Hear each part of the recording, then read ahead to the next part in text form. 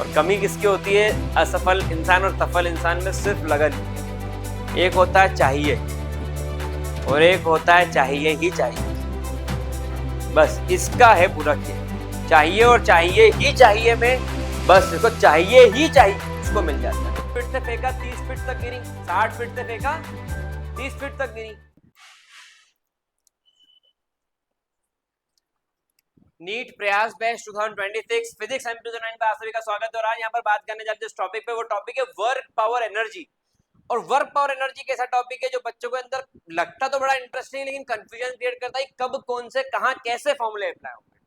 दूसरी work power energy की दिक्कत, जो एक फिजिकल क्वांटिटी दूसरी फिजिकल क्वांटिटी से कनेक्टेड है उसको भी वो रिलेट नहीं कर पाते कई बार, और वो उनको प्रॉब्लम दे जाता है कि काइनेटिक एनर्जी को कैसे रिलेट करना मोमेंटम से और कैसा ग्राफ बनेगा। तो मैं आज के लेक्चर में आनंद शुक्ला आपको ये बताने वाला हूं कि किस तरीके से आप वर्क पावर एनर्जी क्वेश्चन को अप्रोच करिए कि आपका परफेक्ट आंसर निकले एग्जाम में और with in a short duration of time. एक सजेशन यहाँ पर मेरा जो बार बार मैं नीट के बच्चों से करता हूँ कि जब आप बिगिनर लेवल पर हो या आपसे फिजिक्स के न्यूमेरिकल नहीं बनते हो, क्योंकि मैंने देखा बच्चों से न्यूमेरिकल नहीं बन पाते कई बार, तो आपको टाइमर लगा करके न्यूमेरिकल सॉल्व नहीं करना चाहिए। उस वक्त आपका फोकस ये होना चाहिए कि भले ही टाइम डबल लग जाए प्रैक्टिस करते वक्त, लेकिन क्वेश्चन सॉल्व हो जाए। एक बार क्वेश्चन अप्रोच समझ में आ जाए, सॉल्व करना पैटर्न समझ में आ जाए, तो उसके बाद आप क्वेश्चन को बड़ी आसानी से सॉल्व भी कर सकते हो। इसमें कोई सेकंड थॉट नहीं। ठीक है, अपन आगे बढ़ते हैं इसके अंदर, ध्यान समझिएगा। तो यहाँ पर जो क्वेश्चन से मैं शुरुआत कर रहा हूँ, काइनेटिक एनर्जी टॉपिक मेरा फर्स्ट लेक्चर आप सभी ने देख लिया होगा, प्रयास बैच का एपिसोड 1, जिसके अंदर मैंने बात करी थी ऑन द टॉपिक वेक्टर्स के पैटर्न के ऊपर, ए वेक्टर डॉट बी वेक्टर के फॉर्मूले के ऊपर बेस्ड। अब मैं जिस टॉपिक बात कर रहा हूँ टॉपिक है काइनेटिक एनर्जी। अब काइनेटिक एनर्जी की बात करें तो काइनेटिक एनर्जी होती क्या है? So it is 1/2 mv²। जब बॉडी किस स्टेट में एग्जिस्ट करता है? बोले सर मोशन के स्टेट में एग्जिस्ट करता है। ठीक है, एक और फॉर्मूला बोले p²/2m। ये किसका फॉर्मूला है? बोले काइनेटिक एनर्जी का। तो काइनेटिक एनर्जी के दो फॉर्मूले आपके सामने आते हैं। और मोमेंटम का फॉर्मूला क्या होता है? तो मोमेंटम का फॉर्मूला होता है मास इनटू वेलोसिटी। अब अगर एनर्जी कंजर्व्ड है, मतलब पहले जो एनर्जी थी वही एनर्जी बाद में भी है, तो काइनेटिक एनर्जी फॉर्मूले पे कैसे काम हो सकता है? बोले m1u1² इक्वल टू क्या होगा? जो फॉर्मूले से बोर्ड पर लिख रहा हूं इसके बाहर क्वेश्चन रेयरली कोई जाएगा नीट का, नहीं तो नहीं जाएगा। और अगर यहां पर मोमेंटम भी कंजर्व्ड होगा, m1u1 plus m2u2 m1v1 plus m2, तो इस तरीके से आपने देखा कि यहाँ पर मोमेंटम भी कंजर्व्ड है और यहाँ पर एनर्जी भी कंजर्व्ड है। तो ये वाले फॉर्मूले आपको आना चाहिए जिससे आप आगे क्वेश्चन अप्रोच कर पाए। अगर बॉडी की वेलोसिटी 0 तो ना उसके अंदर मोमेंटम और ना उसके अंदर काइनेटिक एनर्जी। अगर बॉडी की वेलोसिटी 0 है तो ना उसके अंदर मोमेंटम है ना इसके अंदर काइनेटिक एनर्जी। बात समझ में 100% क्लियर है? मेरी बात अगर पकड़ में आएगी तो ही आप इस सवाल को कर पाओगे, नहीं तो क्वेश्चन अटेम्प्ट नहीं हो पाएंगे। Kinetic energy work power energy chapter के काइनेटिक एनर्जी क्वेश्चन थोड़े से लेवल अच्छे जाते हैं। जैसे पहला क्वेश्चन जो 2019 में आया था, क्वेश्चन को समझने की कोशिश करना मेरे दोस्त कि ये पार्टिकल इसका मास कितना है? 5m। ठीक है, सडनली ब्रेक इनटू 3 फ्रेगमेंट्स। कितने पार्ट्स में ये ब्रेक हुआ है? 3 पार्ट से ब्रेक हुआ, तो एक पार्ट कहां गया, एक और पार्ट कहां गया, और एक और पार्ट। अब समझना मेरी बात को, दो पार्ट्स का मास कितना है? 2 fragment of mass m, each moves along mutually perpendicular direction with the speed v। किस वेलोसिटी से मूव कर रहा है? तो मोमेंटम क्या हो गया? m into the energy released during the process is। Energy उस प्रोसेस के अंदर कितनी रिलीज हुई आपसे ये पूछा गया है। टोटल मास कितना है? 5m। एक टुकड़ा क्या निकला? m। एक टुकड़ा क्या निकला? m। बचा कितना? 2m गए तो 5m में से 3m बचे। 3m 3m के ऊपर पूरा दारोमदारी आ गई सवाल। अगर ये फिगर नहीं बना पाते हो तो आपको क्वेश्चन करने में दिक्कत आएगी। अगर आप फिगर बना पाते हो तो आप क्वेश्चन को कर जाओगे। आपको समझ में आना चाहिए मुझे फिगर बनाना आता है कि नहीं आता है। That is the main most important thing. ठीक है, वेलोसिटी कितनी? मेरे को बोला मेरा क्या मालूम, तो मैंने क्या नाम दे दी इसकी वेलोसिटी को? v dash. v dash. अच्छा, इनकी कॉमन वेलोसिटी कितनी होगी किधर की तरफ? बोले ये रिजल्टेंट, ये क्या निकला इसका? तो ये कितना आ जाएगा √2 mv। ये रिजल्टेंट √2 mv में कह रहा हूं, यहाँ बहुत सारे बच्चों को कंफ्यूजन आ गया, बोलो सही गलत कि रिजल्टेंट आया कैसे। अब यही चीज सीखने बैठे हैं, ना कि अपन नीट का पेपर यहाँ सॉल्व कर रहे हैं। ये तो PYQ है नीट के 2019 का क्वेश्चन है, लेकिन 2026 का पेपर में चीटिंग नहीं करवा रहा हूँ कि मैं जो बोल रहा हूँ आपको सिर्फ टिक करने से मतलब है, आपको सीखने से मतलब है। यहाँ रिजल्टेंट निकला फॉर्मूले से √of p² + q² + 2pq। Theta कितना है cos 90 0। तो यहां पर क्या बचा p² + q², mp equal to कितना आएगा mv। तो mv² प्लस m कितना आ गया 2mv। तो √2 mv ये वैल्यू किसकी आ गई, this is the value of resultant. तो रिजल्टेंट कितना आ गया √2, जितना इधर सुनना जितना इधर उतना ही। तो क्या मैं लिख सकता हूं √2mv is equal to 3m v dash. Momentum before collision equal to momentum after collision लिख सकता हूं। तो यहां पर ये m से, तो v dash is equal to क्या आ गया √2v। तो यहां पर आ रहा है v dash equal to √2v upon 3 बचा था ना, तो अपॉन में 3। अब अगर ये इसके अंदर आता है तो काइनेटिक एनर्जी कितनी हुई, तो काइनेटिक एनर्जी हो गई 1/2mv²। ऐसे कितने हैं, 1 और 2, तो इंटू 2 प्लस 1/2 m कितना है 3m। वेलोसिटी कितनी बोले v डैश का स्क्वायर। बात समझ में, ये हो गया 2 से 2 गया, यहां पर 3/2 m v डैश क्या है √2 का स्क्वायर 3 का स्क्वायर और यहां पर v²। यहां पर 2 को काटेगा 3 इसको काटेगा 3mv² + mv² क्या आएगा 4mv² बाय, हरे कृष्णा। ये आ गया इसके अंदर net value of kinetic energy 4/3m। D वाला ऑप्शन सही है, चेक कर लीजिए। तो आपने क्या लगाया momentum before collision after collision, आपने इसके अंदर ये वाली मोमेंटम को इस वाले के इक्वल रखा, दोनों तरफ आपने सॉल्व किया, v डैश की वैल्यू निकाली, kinetic energy 1/2mv², 1/2mv², 1/2m solve करा, you will get the answer. Clear, कोई दिक्कत इसके अंदर, फटाफट से नोट डाउन करिए। फिर अगला क्वेश्चन 2009 में एक ऐसा क्वेश्चन आया था जिस क्वेश्चन को अगर आप देखें तो थोड़ा सा कॉन्सेप्ट लगाए बिना आप इसके मोमेंटम के कॉन्सेप्ट को रिलेट भी नहीं कर पाओगे और इसके अंदर 1/2mv² भी अप्लाई नहीं कर पाओगे। और अगर आप इस क्वेश्चन को प्रॉपर तरीके से अप्रोच करते हो तो आप इसका आंसर एग्जैक्ट निकाल लोगे। जब भी मैं बात करते हैं फ्लो रेट की, तो फ्लो रेट के अंदर सिर्फ मास कंसीडर नहीं होता, उसकी वेलोसिटी भी कंसीडर होती है। मतलब अगर मैंने एक गेट बना दिया और मैंने वहां पर कुछ लोगों को दौड़ाया और सबका वजन सेम है 20 किलो मान लो, और हर कोई दौड़ रहा है, तो वो 1 सेकंड के अंदर या 1 मिनट के अंदर मान लेते हैं उस गेट से 10 लोग निकले, तो टोटल मास कितना उससे बाहर निकला, तो 20 × 10 200 किलो। और अब मैंने उसका टाइम 1 मिनट के अंदर 10 लोग की जगह 50 लोग कर दिए, तो 20 × 50 कितना होगा 1000।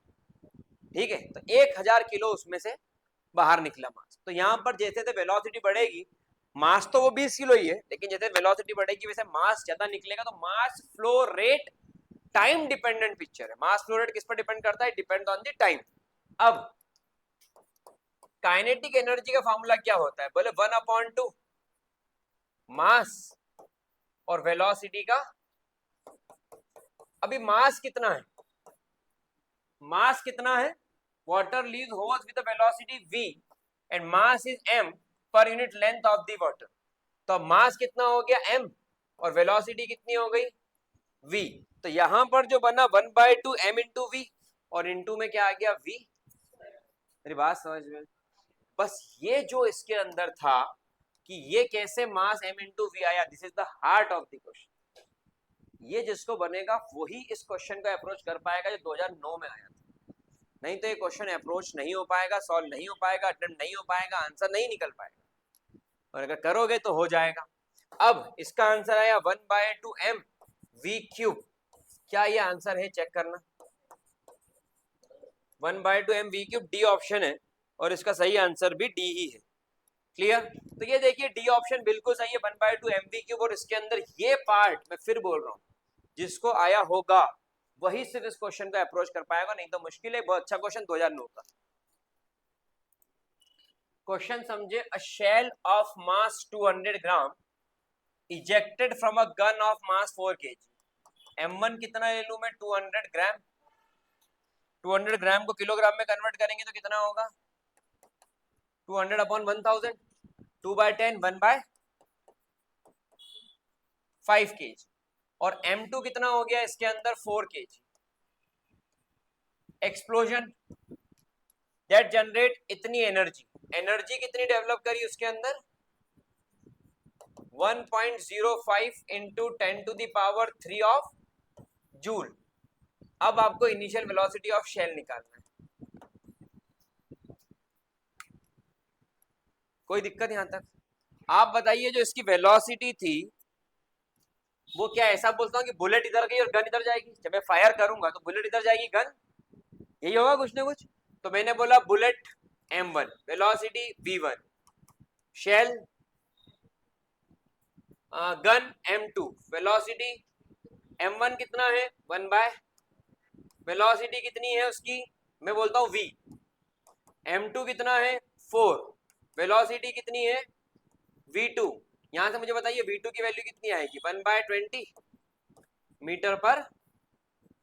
यहां तक में किसी को कोई दिक्कत? इसका आंसर 1/20 मीटर पर सेकंड आएगा। ठीक है, अब अपन आगे बढ़ते हैं।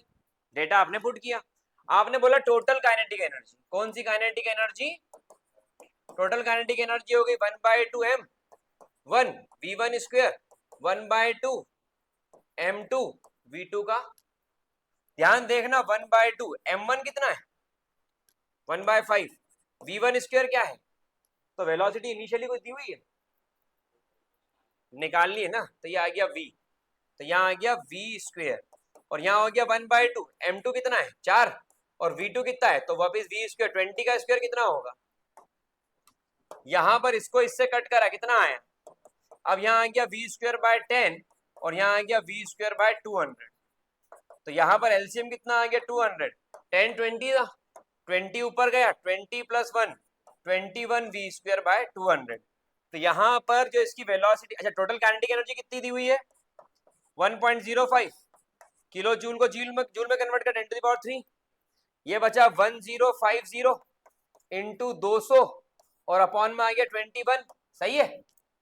अब अगर ऐसा आया तो ये इसको काटेगा, 21 5 जा 105, एक जीरो बचा, 200 into 50 v square equal to 200 into 5 2 जा 10, और ये 2 जीरो 3 4 जीरो, वेलोसिटी कितनी आ गई? 2 जीरो मीटर पर सेकंड। इसका आंसर कौन सा वाला है? अब मैं बताऊं आपको एक बात, आपके मन में क्या आई है? बस बंद कर दो, बस बंद कर दो, वीडियो खत्म। क्यों?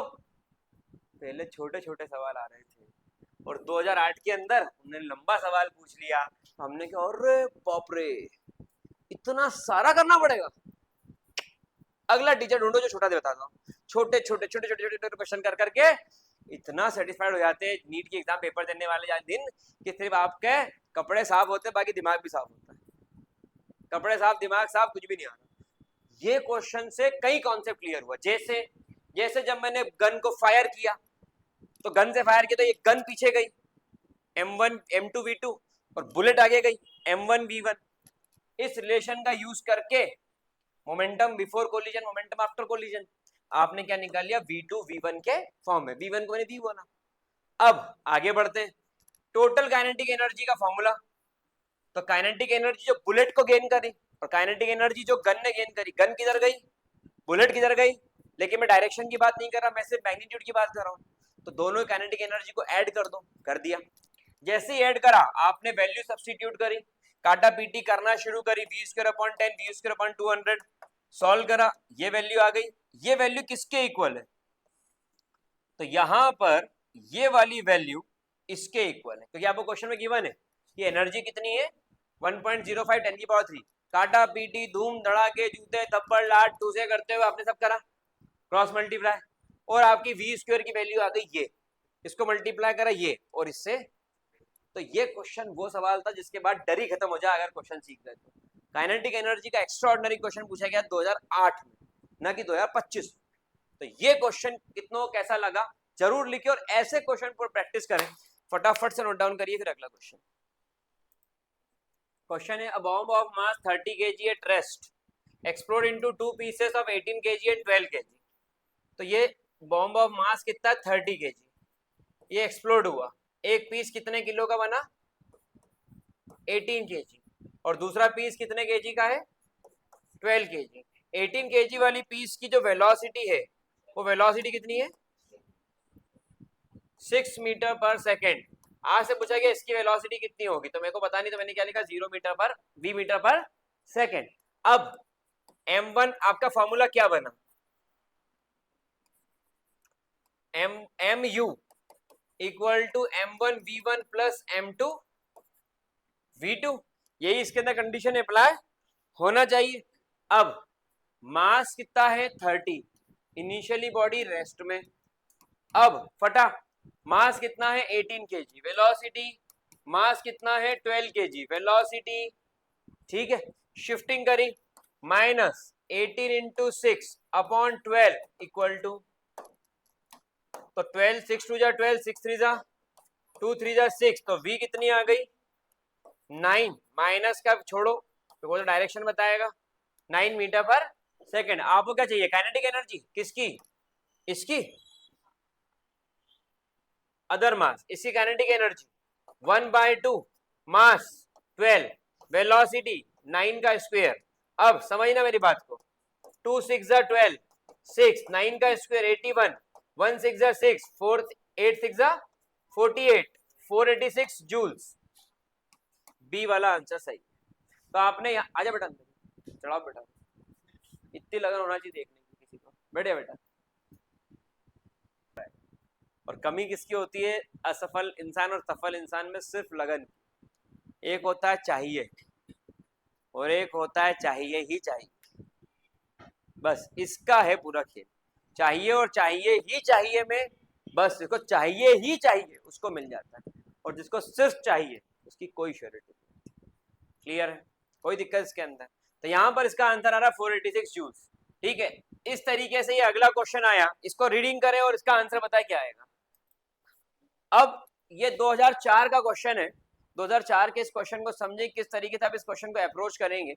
इस क्वेश्चन में बोला गया है कि एक पार्टिकल है जिसका मास m1 है और वो मूव कर रहा है विद वेलोसिटी v1, और another particle mass m2 moving with velocity v2। Both of them have same momentum, दोनों का मोमेंटम क्या है सेम। तो मोमेंटम सेम मतलब p1 इक्वल टू, और मास क्या है इसका m1 और इसका मास क्या है, और वेलोसिटी इसकी क्या है और इसकी velocity, both of them have same momentum but the different kinetic energies. अब फॉर्मूला क्या लगेगा मोमेंटम काइनेटिक एनर्जी। अब ध्यान सुनना, जहां से लेक्चर शुरू किया था वहीं आता हूं। इसमें ध्यान दीजिए, मैंने फॉर्मूला बताया था kinetic energy equal to P square upon 2m। बोला था कि जितना बोर्ड पे लिखा है उस फॉर्मूले के बाहर क्वेश्चन नहीं जाएगा। और आप देखें मेरा पहला क्वेश्चन, ये मोमेंटम ये काइनेटिक एनर्जी वही फॉर्मूला। अगला क्वेश्चन ये काइनेटिक एनर्जी 1/2 mv स्क्वायर। अगला क्वेश्चन टोटल काइनेटिक एनर्जी फिर एडिशन मोमेंटम कंजर्व। अगला question mu equal to m1 v1 plus m2 v2। अगला क्वेश्चन फिर वही। तो जो बोर्ड पे काइनेटिक एनर्जी से लेक्चर शुरू किया था वही काम का है। काइनेटिक एनर्जी का फॉर्मूला क्या होता है, E equal to P square upon 2m। अब अगर ये पी स्क्वायर बाय 2m है और मोमेंटम तो कंजर्व्ड है, तो काइनेटिक एनर्जी अगर मैं देखूं तो इनवर्सली प्रोपोर्शनल किसके हो गई। आपको क्या निकालना E1 अपॉन E2, तो ये क्या हो जाएगा M2 अपॉन M1, मोमेंटम तो कांस्टेंट है। अब अगर ये हुआ तो आपको क्या पता है, आपको पता है M1 ग्रेटर देन M1 बड़ा, डिनोमिनेटर बड़ा और न्यूमरेटर छोटा, डिनोमिनेटर बड़ा और न्यूमरेटर छोटा, तो E1 upon E2 less than 1, E1 is less than. तो मेरे हिसाब से इसका ए आंसर आना चाहिए। क्वेश्चन नंबर 22 का मेरे हिसाब से ए आंसर ए बिल्कुल सही है। तो momentum is conserved, momentum is conserved. तो मोमेंटम कंजर्व्ड होने का मतलब क्या है, P1 इक्वल टू क्या होगा P2, और मास क्या होगा अलग अलग, वेलोसिटी क्या है अलग अलग, तो रिलेशन इससे निकला है। कि E is inversely proportional to M, और इससे आपने इसका आंसर निकाल लिया। तो जो क्वेश्चन होता है उसका एक पैटर्न, एक अप्रोचिंग मेथड होती है, और अगर अप्रोचिंग मेथड सही है तो आप क्वेश्चन को कर लोगे। अब कुछ तो भी लगा रहे हो, काइनेटिक एनर्जी 1/2 mv स्क्वायर लगा रहे हो, कहां से आएगा? वहां तो E directly proportional to M दिख रहा है 1/2 mv स्क्वायर में, क्या V कांस्टेंट है? तो लगा ही नहीं सकते आप। उसने इसलिए इस क्वेश्चन के अंदर एक डेटा ऐसा दिया जिसकी जरूरत ही नहीं थी, V1 एंड V2, ताकि उसने बताया कि V कांस्टेंट नहीं है। मास का रिलेशन काइनेटिक एनर्जी पे क्या होगा अगर वेलोसिटी कांस्टेंट नहीं है और मोमेंटम कांस्टेंट है, तो ये वाला फॉर्मूला अप्लाई करके E inversely proportional to M। और अगर वेलोसिटी कांस्टेंट है और मोमेंटम कांस्टेंट नहीं है तो E directly proportional to M। इन खेल को समझ पाओगे तो ही खेल खेल पाओगे, नहीं तो खेल को खेल पाना मुश्किल है। तो आपको ये पता होना चाहिए कि अगर काइनेटिक एनर्जी का फॉर्मूला और वो बोलता है V constant, P not constant, तो E डायरेक्टली प्रोपोर्शनल टू, और अगर वो बोलता है काइनेटिक एनर्जी का फॉर्मूला P कांस्टेंट और V नॉट कांस्टेंट, तो E, तो देखिए kinetic energy inversely proportional to mass भी और डायरेक्टली प्रोपोर्शनल टू मास भी है। अब ये कॉन्सेप्ट खेल खेलेगा और आप क्या सोच रहे हो, जरा सा पढ़ ले और आंसर आ जाए। तो वो कॉन्सेप्ट क्लियर होंगे तो सारे क्वेश्चन नोट डाउन कर लीजिएगा, कॉन्सेप्ट क्लियर होंगे तो सारे क्वेश्चन आपको बनेंगे, और कॉन्सेप्ट क्लियर नहीं होंगे तो बनना नहीं है।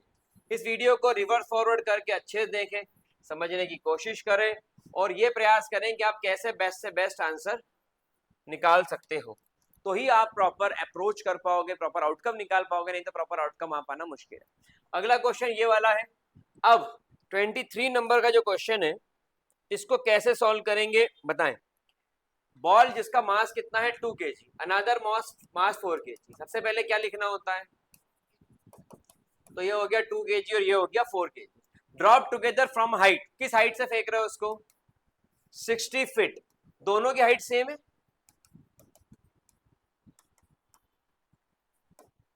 After a fall of 30 feet there kinetic energy will be in ratio.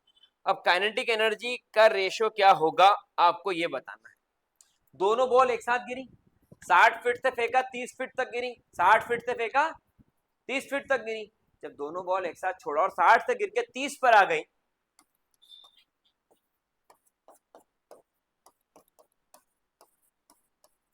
ये 30 बची और टोटल हाइट कितनी थी इसकी? बनके मेरे हम सफर तुम ही रहो।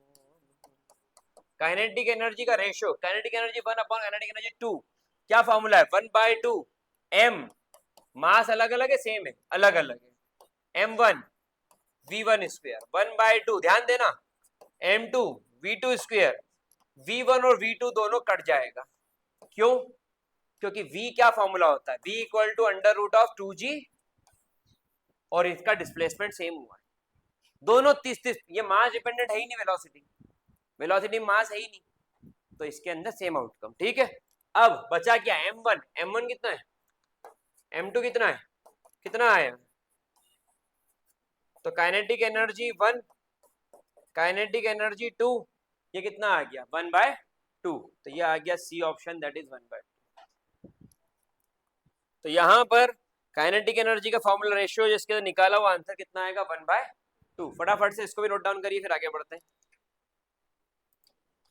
नीट एग्जामिनेशन 2003 के अंदर एक क्वेश्चन आया था, एक स्टेशनरी पार्टिकल है जो फटा, पार्टिकल एक्सप्लोड वाले क्वेश्चंस लिए मैंने इस वीडियो में। एक स्टेशनरी पार्टिकल एक्सप्लोड हुआ in two particle of mass m1 and m2 moves in opposite direction, velocity v1 and v2, kinetic energy E1 और काइनेटिक एनर्जी E2। अब यहां पर जो E1 और E2 की बात हो गई, जब बॉडी का पार्टिकल फटेगा तो एक इधर गया एक इधर गया, तो क्या मैं बोल सकता हूं m1 v1 equal to m2 v2, और यहां से आ गया v1 upon v2 is equals to m2 upon kinetic energy formula 1/2 m1 और 1/2 m2, m1 upon m2।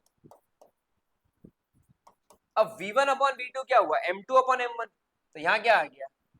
m2 का स्क्वायर, और यहाँ क्या आ गया m1 का भी, तो ये एक कटेगा, ये एक कटेगा, बचा क्या m2 by m1, and this is the ratio of kinetic energy E1 by E2।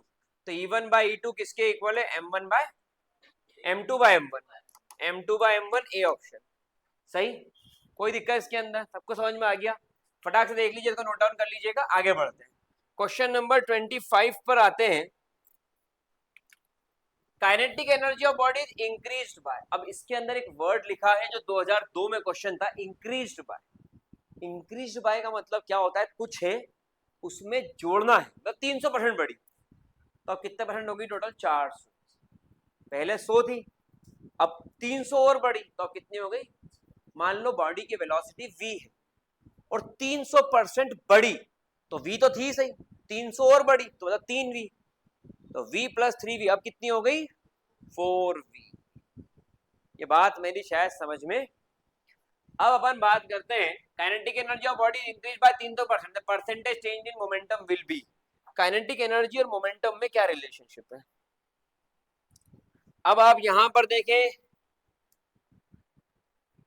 Kinetic energy बाद वाली क्या हो गई 1/2 m2 v2 स्क्वायर, पहले क्या थी 1/2 m1 v1 स्क्वायर, और इसमें कितनी बड़ी 300%, 300% बड़ी मतलब 3 टाइम्स और बढ़ा दो,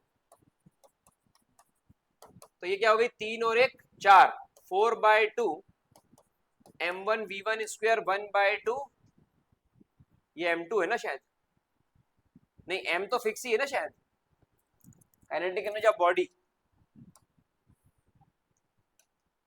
यहां पर m सबका m1 रहेगा और यहां पर क्या आ गया v2 का। अब सुनना मेरी बात को, ये गया m1, ये गया m1, ये गया 2, ये गया 2, v2 equal to 2 times v1, v2 equal to 2 times v1। फिर समझ लो क्या हुआ, बेटा नीचे आके बैठो, अब ऊपर नहीं है, नहीं नीचे आके बैठो आप। अब बॉडी के अंदर क्या हुआ, काइनेटिक एनर्जी, अगर अपन इसकी बात करें तो काइनेटिक एनर्जी फाइनली जो थी वो इनिशियल काइनेटिक एनर्जी का 300% काइनेटिक एनर्जी इनिशियल जोड़ना पड़ेगा, 300% जोड़ना पड़ेगा, तो ये हो गई काइनेटिक एनर्जी इनिशियल, और 300% मतलब 300/100 कट गया, तो कितना आ गया 4 टाइम्स काइनेटिक एनर्जी। अब फाइनल काइनेटिक एनर्जी क्या है, तो बोले 1/2 मास तो वही है, और इनिशियल क्या है 1/2 मास तो वही है। अब इसमें m2 कटा, तो v2 4 का स्क्वायर रूट 2 और v1 का v, इसको v बोल देते हैं, सही। कोई दिक्कत, जितने परसेंट बढ़ रहा है वो उसमें ऐड होगा, बच्चे ऐड नहीं करते और यही क्वेश्चन का दूसरा ऑप्शन टिक कर देते हैं, वो उसके अंदर ऐड होगा और तभी आंसर क्रैक कर पाओगे, नहीं तो आंसर क्रैक नहीं हो पाएगा, नहीं कर पाओगे, ठीक है। जब आपका ये आ गया चेंज इन मोमेंटम, मोमेंटम का जब आपको चेंज इसके अंदर कैलकुलेट करना है कि मोमेंटम चेंज कितना हुआ, तो P2 upon P1, P2 is equal to mass into और मास इंटू, अब V2 अपॉन V1 कितना है 2, तो P2 equal to twice P2 upon P1, formula लगाया, कटा पीटा सब कुछ हुआ, और इसके अंदर सॉल्व करके जो निकला वो कितना हो गया, तो पहले मोमेंटम कितना था P1 और अब कितना हो गया 2P1, तो कितना बढ़ गया परसेंटेज चेंज, परसेंटेज चेंज कितना हुआ, आप बोल सकते हो इसके अंदर परसेंटेज चेंज कितना हो रहा है 100% चेंज, P तो था ही, P और बढ़ गया, P तो था ही 2P हो गया ना, तो 100% चेंज आंसर इसका आ रहा है 100%। कोई दिक्कत इसके अंदर, समझ में आ गया? तो आज का लेक्चर मैं यहीं पर रोकता हूँ। काइनेटिक एनर्जी के ऐसे क्वेश्चन जिसमें बॉम्ब एक्सप्लोजन के बारे में बात हुई थी, ऑब्जेक्ट ब्रेक होने के बारे में बात हुई थी, और उसके momentum conserve, kinetic energy conserve के केसेस को लेकर के क्वेश्चन को सॉल्व किया। बहुत ध्यान से पढ़िए और समझिए कैसे क्वेश्चन को अप्रोच करते हैं। थैंक यू सो मच, मिलते हैं नेक्स्ट वीडियो में। बढ़िया बढ़िया, तो बच्चे कितनी लगन थी वहां बैठ के देखने की इच्छा रखा था, यहाँ बैठ के देखने को नहीं मिला। लगन का खेल है पूरी जिंदगी में, जिसमें जितनी लगन वो उतना आगे जाए और उतना सेटिस्फाइड